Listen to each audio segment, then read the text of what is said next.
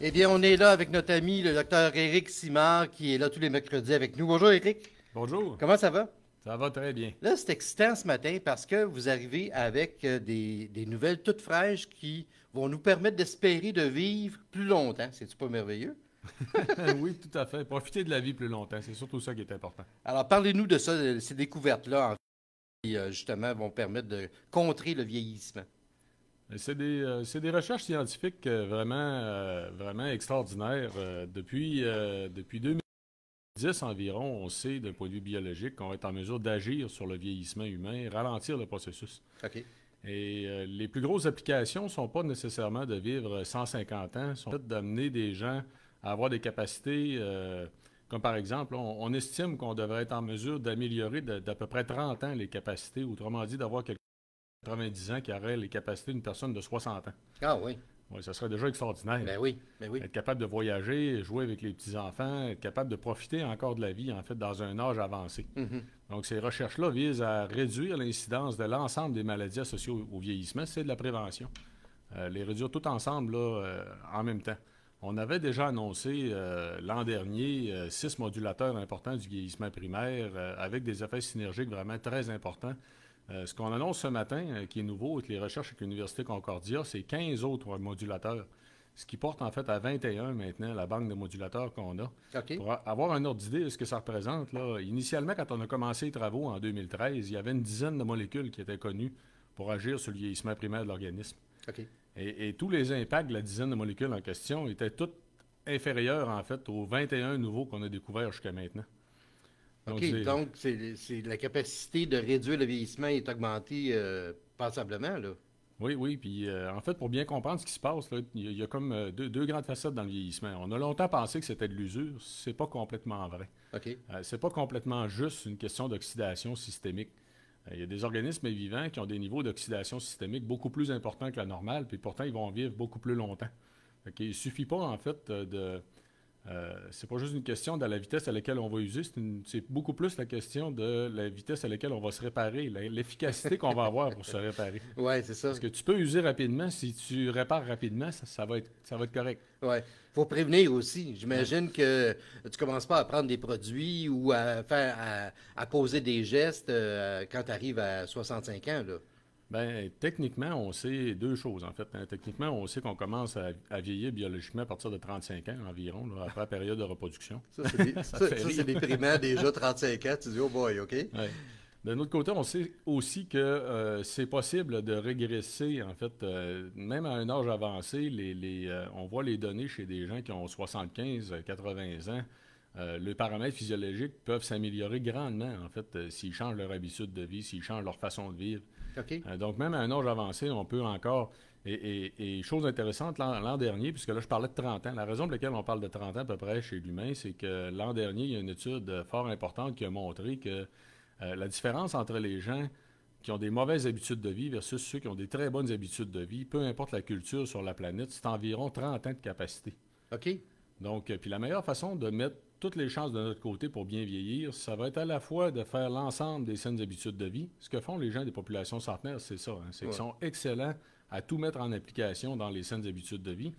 Et de l'autre côté, les découvertes qu'on apporte, en fait, vont augmenter encore nos chances les nouvelles molécules, en fait, qu'on est en train de découvrir, vont augmenter nos chances de réussir, justement, à se rendre à un âge avancé avec toutes nos capacités.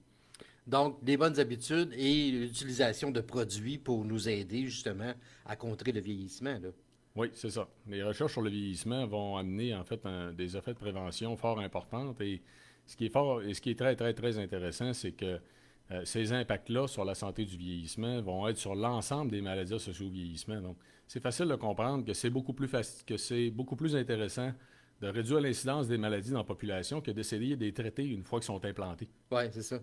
Concrètement, pour les gens, là, entre autres, j'aimerais ça que vous me parliez de Vitoli, entre autres, parce qu'il y a des produits que Vitoli offre un peu partout dans les pharmacies, là, ça se trouve facilement, qui permettent justement d'empêcher de vieillir trop vite, finalement. Hein? C'est la fontaine de jouvence, c'est ça qu'on veut, là.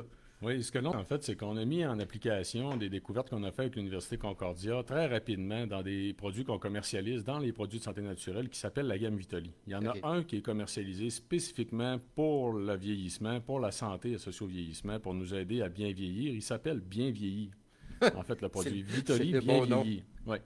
Il y en a 12 des produits dans la gamme. Les 11 autres adressent toute une facette spécifique de la santé, comme par exemple les problèmes de sommeil, le stress, l'articulation, la mémoire, la santé cognitive, OK? ou encore le système immunitaire. Donc, les 11 autres produits vont adresser des facettes de santé qui peuvent être des problématiques là, qui vont apparaître avec le vieillissement, avec le temps. Et on a mis en application des découvertes qu'on a faites avec l'Université Concordia. Donc, il y a plusieurs des produits qu'on a découverts, des groupes de molécules qui se retrouvent dans la gamme de produits Vitoli. Et notre idée est d'augmenter justement leur présence, leur concentration de ces molécules-là, dans le but justement d'augmenter l'impact santé des produits qui sont commercialisés. Donc, c'est formidable parce que par des produits qu'on peut prendre comme ça, on peut carrément, tu sais, c'est pas des opérations, c'est pas rien, c'est vraiment bien simple, là. C'est des produits comme, Oui, finalement, comme si on prenait des vitamines au jour le jour, là, qui vont oui. nous permettre de réduire l'effet du vieillissement. Oui, tout à fait. C'est des produits de santé naturelle qu'on peut prendre tous les jours, en fait, qui vont avoir un impact sur le vieillissement, améliorer nos chances de garder nos capacités le plus longtemps possible.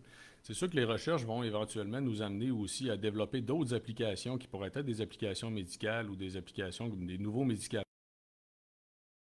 Certaines de ces groupes de molécules-là, entre autres, qui ont des impacts similaires à des molécules qui servent aujourd'hui de médicaments pour le diabète de type 2, ce qu'on appelle entre autres des glucophages, OK? comme la metformine.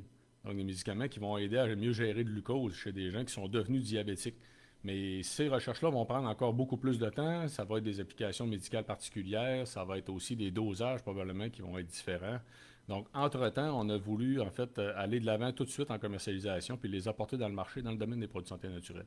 Et là, quand vous parlez de découverte au niveau des molécules, tout ça, est-ce que ici à Montréal, au Québec, on est vraiment comme un chef de file au niveau de la recherche pour contrer le vieillissement? En fait, des travaux comme on fait, parce qu'il faut comprendre que les travaux, ce qu'on publie aujourd'hui comme résultat, c'est de la recherche fondamentale dans le vieillissement primaire.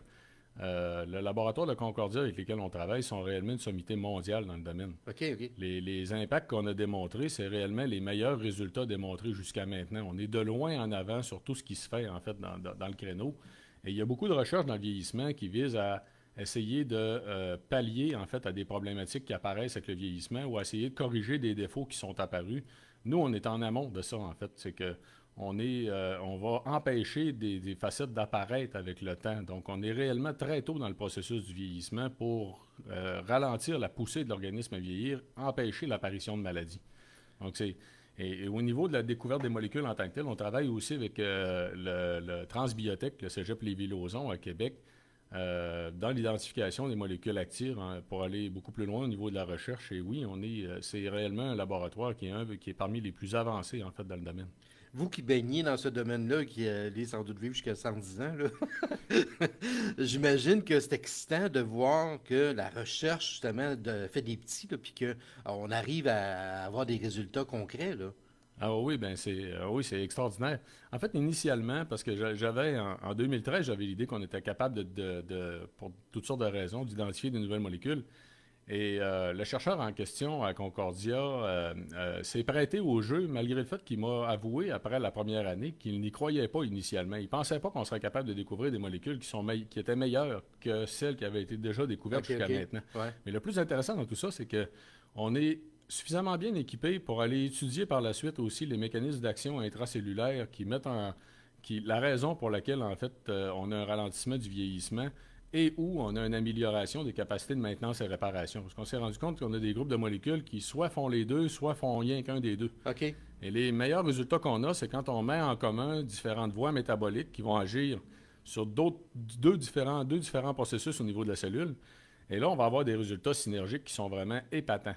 Et c'est comme ça qu'on va avoir les meilleurs résultats dans le domaine du vieillissement. On est en mesure d'étudier justement toutes les voies métaboliques à l'intérieur des cellules.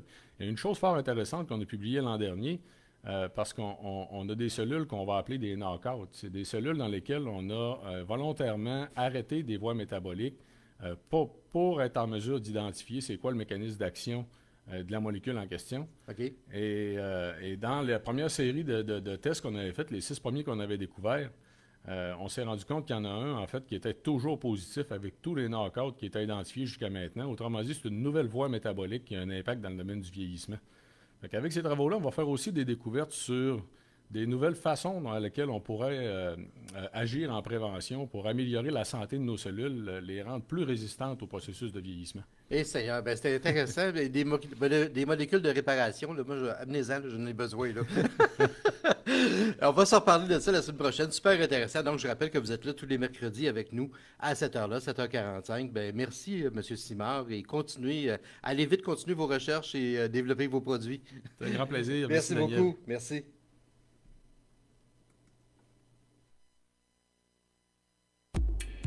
Au retour de la pause, les actualités.